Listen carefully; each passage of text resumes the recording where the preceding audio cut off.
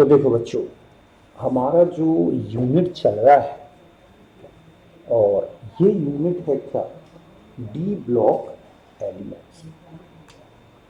आज हम इस यूनिट में अब जो टॉपिक डिस्कस करने वाले हैं और ये है ionisation energies of D block elements. Okay, तो देखो बच्चों, ये जो टॉपिक है ना, अगर आप एनसीईआरटी में पढ़ोगे तो काफ़ी टफ दिया हुआ है, समझना ही भारी, उसकी लैंग्वेज ही काफ़ी डिफ़िकल्ट टाइप की है। लेकिन मैं आपको इस टॉपिक को बहुत इजी गोइंग समझा के बताऊंगा, और अगर आप अच्छी तरह समझते हैं तो मैं समझता हूं कि आपको कहीं कोई दिक्कत नहीं आएगी किसी भी क्वेश्चन में इसको सॉल्व करना। ठीक है, तो फिर स्टार्ट करते हैं। तो देखो बच्चों, डी ब्लॉक एलिमेंट्स में अगर आप देखेंगे कि जो इनकी आयोनाइजेशन एनर्जीज है, चाहे वो फर्स्ट हो, चाहे सेकेंड हो, चाहे थर्ड हो, एक सीरीज में लेफ्ट टू राइट चलोगे तो ये इंक्रीज होती हुई दिखेगी आपको, मतलब इंक्रीज होती है, कुछ इरेगुलरिटीज दिखेंगी आपको, लेकिन आप सीरीज में लेफ्ट टू राइट चलेंगे या अप टू डाउन चलेंगे तो आप देखोगे आयोनाइजेशन एनर्जीज इंक्रीज होती हैं। अब आता है कि अगर हम फर्स्ट आयोनाइजेशन एनर्जी की बात करें तो आप देखोगे कि जो सीरीज में फर्स्ट आयोनाइजेशन एनर्जीज हैं, एक तो उनमें डिफरेंस बहुत ही कम है, एक के बाद एक एलिमेंट में, और इरेगुलरिटी ज़्यादा है। इरेगुलरिटी ज़्यादा होने का मतलब है कि जिनकी ज़्यादा होनी थी उनकी कम हो गई, इनकी कम होनी थी उनकी ज़्यादा हो गई।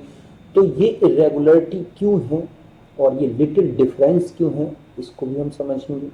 जबकि दूसरी और तीसरी आयोनाइजेशन एनर्जीज को अगर आप देखोगे इन एलिमेंट्स में, तो ये जो एनर्जीज हैं दूसरी और तीसरी, इनमें ज़्यादातर एक रेगुलरिटी दिखेगी एक दो एलिमेंट छोड़ के। जैसे आप Mn में देखोगे थोड़ा सा रेगुलरिटी आ जाएगी, वेरिएशन, मतलब रेगुलर ट्रेंड में। ऐसे आयरन में थर्ड आयोनाइजेशन एनर्जी के रेगुलर ट्रेंड में कुछ थोड़ा सा डिफरेंस दिखेगा, बाकी सेकेंड और थर्ड में ज़्यादातर रेगुलरिटी बनी हुई है। लेकिन फर्स्ट आयोनाइजेशन एंथैल्पी जो है वो क्या है, ज़्यादातर इरेगुलर है। चेंजेस आप देखोगे कुछ जो रेगुलर ट्रेंड होना चाहिए इंक्रीजिंग का, उसमें काफ़ी कुछ दिखता है डिफरेंट, और बहुत कम डिफर नहीं। तो देखो बच्चों, रीज़न क्या है, जो फर्स्ट आयोनाइजेशन एनर्जी है उसकी इरेगुलरिटी का रीज़न है कि जब हम एक इलेक्ट्रॉन निकालते हैं, पहला इलेक्ट्रॉन है ना, डी ऑर्बिटल से, तो वो 4s से निकलता है। अगर एक इलेक्ट्रॉन निकलता है और Dn-1d मतलब 3d और 4s की एनर्जी में अगर डिफरेंस आ जाता है एकदम से, कि वो एकदम उनकी रिलेटिव एनर्जी से एकदम से बदल जाती हैं, तो ऐसे में इरेगुलरिटी ऑब्जर्व हो जाती है। अगर ऐसा होता है कि एक इलेक्ट्रॉन निकलने के बाद अंदर की जो n-1d ऑर्बिटल है वो एकदम हाफ फिल्ड या फुली फिल्ड हो जाती है, तो ऐसे में 3d और 4s की एनर्जी में एक लार्ज डिफरेंस आ जाएगा, एक रिलेटिव एनर्जी ज़्यादा चेंज हो जाएगी, और ऐसे में जो डी ऑर्बिटल है वो अपने आप को स्टेबलाइज कर लेगा। और यही रीज़न है कि जिनमें एक इलेक्ट्रॉन निकलने के बाद डी ऑर्बिटल हाफ फिल्ड हो जाती है या फुली फिल्ड हो जाती है, तो ऐसे में 4s इलेक्ट्रॉन आसानी से निकल जाता है। क्यों? क्योंकि एक इलेक्ट्रॉन निकलने के बाद 4s की और 3d की रिलेटिव एनर्जी एकदम चेंज हो जाएगी, 3d ऑर्बिटल ज़्यादा स्टेबलाइज्ड हो जाएगी due to exchange energy loss होने के कारण, अपने आप को सिमेट्रिकल बना लेने के कारण, अपने आप को ज़्यादा स्टेबल बनाने के कारण। और अगर एक इलेक्ट्रॉन निकलने के बाद 4s ऑर्बिटल और 3d ऑर्बिटल की एनर्जीज में ज़्यादा चेंजेस नहीं आते, जैसे कि Mn से एक निकाल दो तो 3d5 4s1 ही बना रहेगा वहाँ पर अगर जिंक में, तो ऐसे में 4s इलेक्ट्रॉन निकालना थोड़ा डिफिकल्ट होगा। क्यों? क्योंकि 4s और 3d की एनर्जी रिलेटिव एनर्जी में चेंजेस नहीं आएंगे। और यही रीज़न है कि Mn और जिंक जैसे एलिमेंट में अगर एक एक इलेक्ट्रॉन निकलता है तो एनर्जीज ज़्यादा लगती हैं, क्योंकि इनमें एक इलेक्ट्रॉन निकलने के बाद 3d और 4s की एनर्जीज में ज़्यादा चेंजेस नहीं आती, इनकी रिलेटिव एनर्जी ज़्यादा चेंजेस नहीं होती, और इसलिए इनमें इलेक्ट्रॉन निकालना डिफिकल्ट है। बात क्लियर है अच्छी तरह से? तो ये रीज़न है इरेगुलरिटी का। फिर आता है कि इनमें जो फर्स्ट आयोनाइजेशन एनर्जी है वो लगभग सिमिलर CQ बनी हुई है, इसका रीजन है बच्चों कि जो इलेक्ट्रॉन है डी ऑर्बिटल में वो n-1d में एंटर हो रहा है, और n-1d इलेक्ट्रॉन्स का जो शील्डिंग इफेक्ट है वो काफी पुअर होता है ना। ऐसे में क्या होगा कि न्यूक्लियर अट्रैक्शन तो बढ़ रहा है लेकिन बहुत ज्यादा इफेक्टिव नहीं हो पा रहा है, क्योंकि 3d इलेक्ट्रॉन ऐसा भी नहीं कि बिल्कुल पुअर है, बिल्कुल जीरो है। 3d इलेक्ट्रॉन का जो शील्डिंग इफेक्ट है वो बाहर के 4s इलेक्ट्रॉन से तो ज्यादा ही है ना।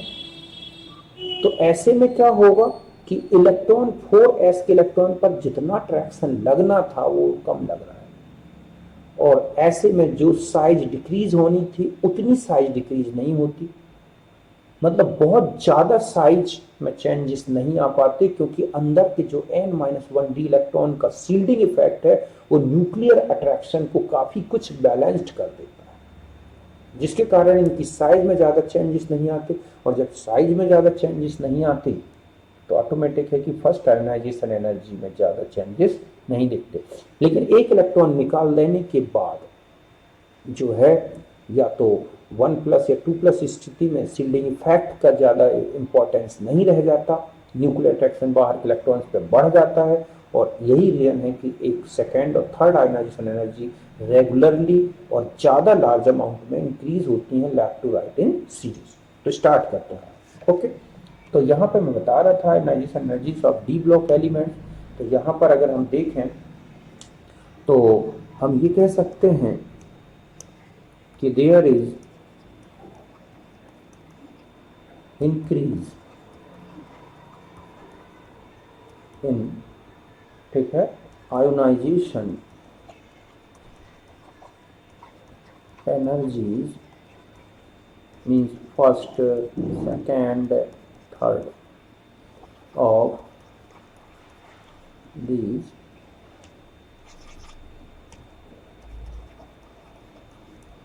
elements due to increase effective nuclear charge on electrons with increased atomic number।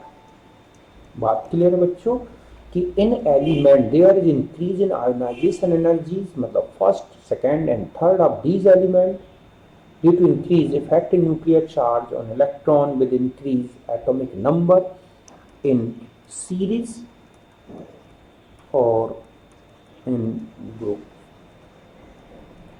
समझ गए ना कि चाहे सीरीज में आप ऊपर नीचे चले, सॉरी लेफ्ट टू राइट चले, और चाहे ग्रुप में, आप देखोगे कि इनका जो आयोनाइजेशन एनर्जीज हैं वो काफी बढ़ती हैं, ऊपर से नीचे की तरफ या left to right in series दोनों तरफ इंक्रीज होंगे। मतलब हम ये कह सकते हैं कि हम ऐसे चल रहे हैं या ऐसे चल रहे हैं। ये तो हो गई सीरीज और ये हो गया क्या, ग्रुप। तो जो आयोनाइजेशन एनर्जी है बच्चों, ठीक है, ये वाली, ये भी इंक्रीज हो रही हैं और यहाँ पर भी इंक्रीज हो रही हैं। थोड़ा सा फर्स्ट और सेकंड सीरीज में वेरिएशन दिखेगा, थोड़ा सा डिक्रीज होते हुए, लेकिन सेकंड और थर्ड और फोर्थ में तो लगभग इंक्रीज हुई।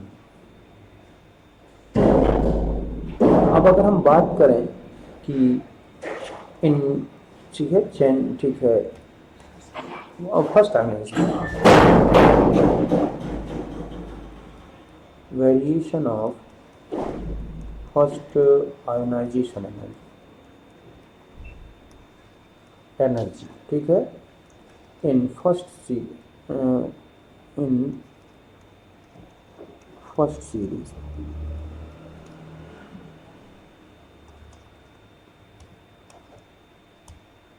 is very little and irregular। समझिए बच्चों कि इनमें जो वेरिएशन फर्स्ट आयोनाइजेशन एनर्जीज हैं इन first series is very little and irregular, but variation इन, ठीक है, second, and third ionization energies, अगर आप देखेंगे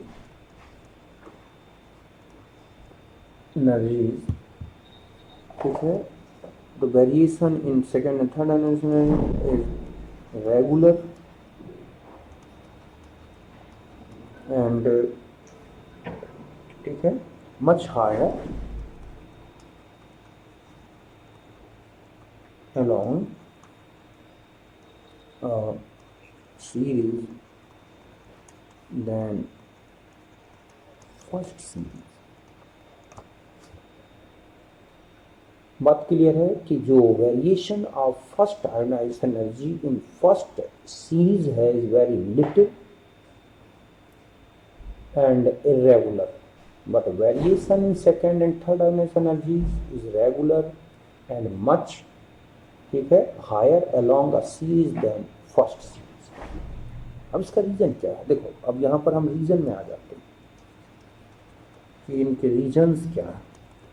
तो देखो बच्चों कि अगर हम कहें कि इरेगुलरिटी जो है, irregularity in first series, irregularity in first ionisation energy, ठीक है, due to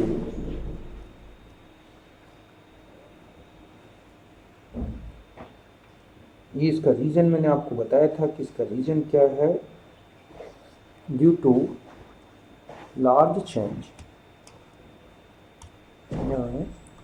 large change in relative energies of 3D। हम 3D सीरीज की बात कर रहे हैं, तो 3D and 4s orbitals after removal of one electron। समझ गए ना कि जो फर्स्ट सीरीज में जो बहुत ज़्यादा इरेगुलरिटी दिख रही है उसका रीज़न क्या है कि वो क्यों इतना ज़्यादा इरेगुलर दिख रहे हैं। तो इसका रीज़न है irregularity in first ionised energy due to large change in relative energies of 3D and 4s orbital after removal of one electron. इसका रीज़न और है कि if the relative energy, relative, ठीक है, energy of 3D and 4s orbitals changes much after removal of one electron। मतलब ये तब होंगे जब अचीविंग D5 D10 कॉन्फ़िगरेशन, ठीक है, D5 D10 configuration after removal of one electron.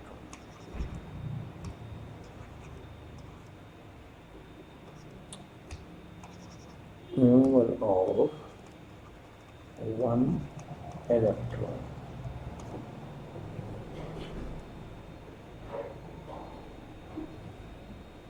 ठीक है, चेंज मच, ठीक है, तो 4s orbit change the removal of 3D। तो ये लिखा हुआ है कि 4s orbit after removal of one electron, if the relative energies of 3D and 4s orbital change much after removal of one electron achieving D5 D10 configuration of electron, then removal of electron would be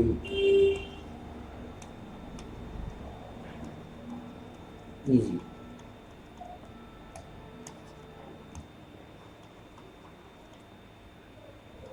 and IP जो होगा या ionisation energy relatively low हो। बात clear है बच्चों कि इन elements में ठीक है, अगर एक इलेक्ट्रॉन निकलता है और उसके बाद 3d और 4s की एनर्जी में एक मच चेंज आ जाता है, रिलेटिव एनर्जी में मोर चेंज आ जाता है, मीन्स D5 D10 कॉन्फ़िगरेशन मिल जाते हैं, अचीव हो जाते हैं, तो removal of electron would be easy and ionization relatively low. जैसे आप देखते हैं कि ये है Mn, है ना, और यहाँ बना Mn 1 प्लस प्लस इलेक्ट्रॉन, यहाँ है D5 4s2 और यहाँ बचेगा D5 4s1, ठीक है, एक इलेक्ट्रॉन। तो यहाँ पर लिटिल डिफरेंस, ठीक है, little relative energy change takes place in 3d and 4s। मतलब इनमें एक इलेक्ट्रॉन निकलने के बाद 3d और 4s की जो रिलेटिव एनर्जीज हैं उसमें ज़्यादा चेंज नहीं आएगा, और इसका जो फर्स्ट आयोनाइजेशन एनर्जी देखें 717 किलो जूल पर मोल। जब दो निकालेगा ना तब D5 हो जाएगा अच्छी तरह से स्टेबिलिटी और बहुत ज़्यादा स्टेबल हो जाएगा। लेकिन अगर आप क्रोमियम में देखें तो 3d5 4s1 है, तो अब ये क्या हो जाएगा, क्रोमियम 1 प्लस 3d5 4s0 और प्लस इलेक्ट्रॉन। तो यहाँ पे मच ना, ठीक है, मच या मोर रिलेटिव एनर्जी चेंज आएगा, चेंज दिखेगा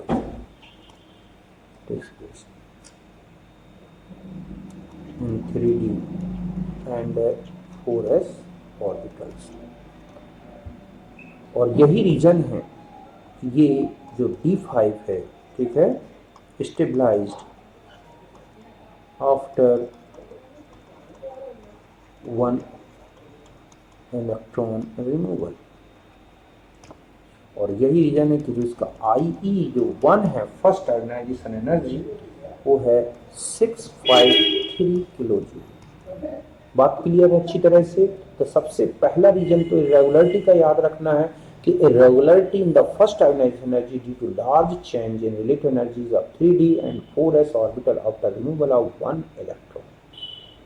अगर इन ऐसा होता है the relative energy of 3d and 4s orbital change must, ठीक है, after removal of 1 electron achieving ये है, then removal of electron would be easy and irregular, ठीक है, relatively low, ionisation energy relatively low हो जाएगी। जैसे Mn में एक निकलने के बाद कोई रिलेटिव एनर्जी में ज़्यादा चेंजेस नहीं आ रहे हैं 4s और 3d में, इसीलिए इसका इलेक्ट्रॉन निकालना थोड़ा डिफिकल्ट है। लेकिन अगर हम क्रोमियम की बात करें तो एक इलेक्ट्रॉन निकलने के बाद 3d 5 हो जाएगा, 4s 0, तो इसमें जो है मोर रिलेटिव एनर्जी चेंज होगा 3d 4s में, और यही रीजन है कि इसका इलेक्ट्रॉन निकालना क्या है बच्चों, ईजी है। या हम एक सिंपल ये कह सकते हैं कि अगर एक इलेक्ट्रॉन निकलने के बाद d ऑर्बिटल स्टेबलाइज्ड हो जाता है तो ऐसे में जो इलेक्ट्रॉन है वो आसानी से निकाला जा सकता है। तो ये इरेगुलरिटी दिखती है इनमें जो है, और इसका जो अब आता है कि इनकी एनर्जी सिमिलर क्यों है, तो यहाँ मैं बता दूं कि IE first not a much, ठीक है, हम ये कह सकते हैं कि does not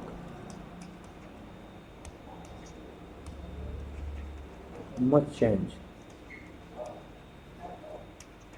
successively much change in successive element in series due to similar atomic sizes, because 3d electron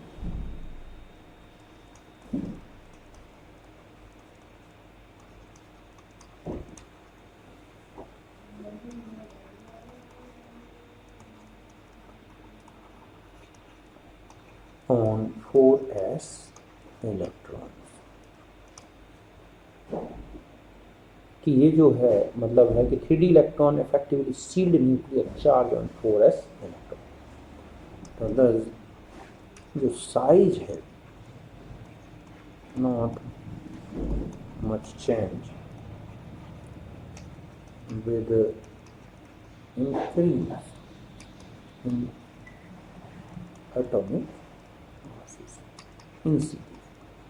समझ गए बच्चों कि सीरीज में अगर मैं कहूँ does not much change in successive elements i.e. 1 in series due to similar atomic sizes because 3d electrons जो होते हैं effectively sealed nuclear charge on 4s electron does the size not much change with increase in atomic mass in series। अगर हम इनकी values देखें first की series की तो देखो अब मैं यहाँ पर लिख दे रहा हूँ, जैसे यहाँ पर हो गए एलिमेंट्स है ना, और यहाँ पर IE1 है,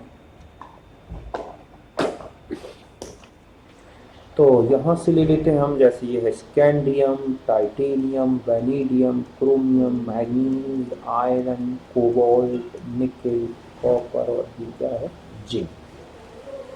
इनकी वैल्यूज की बात करें तो ये है 631 किलो जूल, ये किस में है बच्चों, किलो जूल पर मोल में ना, 6314, ठीक है, यहाँ पर आ जाए 631, फिर है 656, फिर हो गया है 650, 653, 717, 762, 758 है ना, 736 निकल की, फिर है 745 और 906। तो यहाँ पर आप देख रहे हैं और यहाँ देख रहे हैं ज्यादा है due to little difference of, ये कह सकते हैं relative energies of 3d and 4s after removal of 1 electron, यहाँ और यहाँ। समझ गए कि अगर एक इलेक्ट्रॉन निकालने के बाद 4s और 3d की रिलेटिव एनर्जीज में ज़्यादा चेंजेस नहीं आ रहे हैं तो वहाँ पर पहला इलेक्ट्रॉन निकालना डिफिकल्ट होगा, लेकिन अगर एक इलेक्ट्रॉन निकलने के बाद एकदम इलेक्ट्रॉन एनर्जी चेंजेस हो जाती हैं तो इलेक्ट्रॉन निकालना ईजी होगा, जैसे क्रोमियम और कॉपर में आपको देख सकते हैं ये दिखता है। तो ये था हमारा इसके बारे में। अब हम कुछ इंपॉर्टेंट पॉइंट्स लिख लें बच्चों जिससे क्वेश्चन बनता है, ठीक है, आयोनाइजेशन एनर्जीज के बारे में कि तो यहाँ तक तो आप अच्छी तरह समझ गए होंगे कि एक सीरीज में ये क्यों चेंज है। इसी तरह से अगर आप एक ग्रुप में ऊपर से नीचे चलोगे तो भी आपको एनर्जी बढ़ती हुई नजर आएंगी, क्योंकि ऊपर से नीचे जाने पर साइज ज़्यादा इंक्रीज नहीं होती और न्यूक्लियर टैक्सन एकदम बढ़ जाता है लेंथ नेट कॉन्ट्रैक्शन के कारण, जिसके कारण ही एक ग्रुप में ऊपर से नीचे आयोनाइजेशन एनर्जीज जो है इंक्रीज होती हुई दिखेंगी। अब देखो कुछ इंपॉर्टेंट पॉइंट्स नोट कर लेते हैं हम जिनसे हमें क्वेश्चन करने होते हैं, और वो पॉइंट्स देखो क्या क्या हैं जो कि आपने देखा होगा, जैसे कि फर्स्ट आयोनाइजेशन एनर्जी में किस में ज़्यादा डिफरेंस दिखता है, सेकेंड में किस में ज़्यादा डिफरेंस दिखता है। तो ये पॉइंट हमें, जैसे आप यहाँ आ जाए कि पहला पॉइंट है कि हाई, अगर हम देखें कि हाई, ठीक है, ionisation energy first for ZnCdHg due to presence of D10 4s2 stable configuration, ठीक है। इसी तरह से सिमिलरली अगर आप देखें, सिमिलरली हाई IE1 आपको किस में ऑब्जर्व होती हैं, जैसे कि MnTcRe due to presence of D5 3d5 4s2 configuration.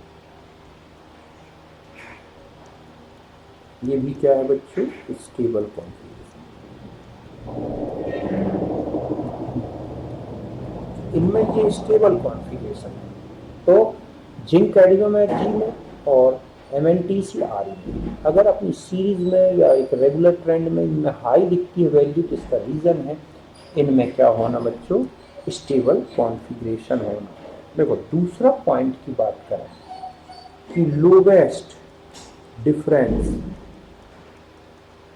Observe, lower difference in IE1 and IE2 किसमें ऑब्जर्व होता है, observe in Zn Mn due to they achieve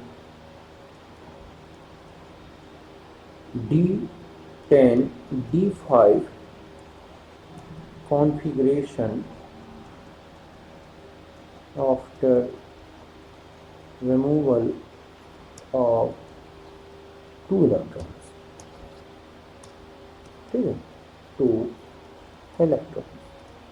मतलब अगर आप इनमें देखेंगे तो इनके जो सेकंड और फर्स्ट और सेकंड में जो है सबसे ज़्यादा डिफरेंस दिखेगा। देखो क्यों, क्योंकि अगर आप Mn में देखें तो ये क्या है D5 4s2, अगर एक इलेक्ट्रॉन निकल जाए ठीक है तो 1 प्लस आ जाएगा D5 4s1, और यहाँ पर Mn2 प्लस में चले जाए तो अब यहाँ हो गया D5 4s2। तो अगर आप इनकी IE1 देखोगे Mn की, है ना, तो ये कितना है बच्चों 717, और IE2 अगर देखोगे तो ये है 1509। तो यहाँ पर स्टेबल हो गई, ठीक है। इस तरह से कुल मिला के 2 इलेक्ट्रॉन रिमूव होने के बाद ही इनमें स्टेबिलिटी आ रही है। ऐसे अगर आप जिंक में देखें तो ये क्या है 3D10 है ना, और 4s2। यहाँ से अगर आप IE1 देखें पहला इलेक्ट्रॉन निकालें तो एनर्जी लगी है 906 किलो जूल, है ना, किलो जूल में है बच्चों। तो Zn 1 प्लस बना तो यहाँ क्या रहेगा 3D10 4s1। तो ये एक अनस्टेबल कॉन्फ़िगरेशन, क्या है ये एक अनस्टेबल। और अगर हम दूसरा इलेक्ट्रॉन भी निकाल दें इससे तो Zn2 प्लस बन जाएगा जो कि क्या हो जाएगा 3D10। तो इसका जो ये है 1734। तो इनकी पहली और दूसरी एनर्जी में ज़्यादा डिफरेंस नहीं है जितना कि बाकी एलिमेंट में। अभी मैं दिखाता हूँ आपको कॉपर और इसमें कि तीसरा पॉइंट अगर लें तो अगर आप देखेंगे तीसरा पॉइंट में कि अगर जो कॉपर है ना, और ये है क्या जिंक है, तो ये सॉरी कि यहाँ पर आ जाएगा कि लार्जेस्ट डिफरेंस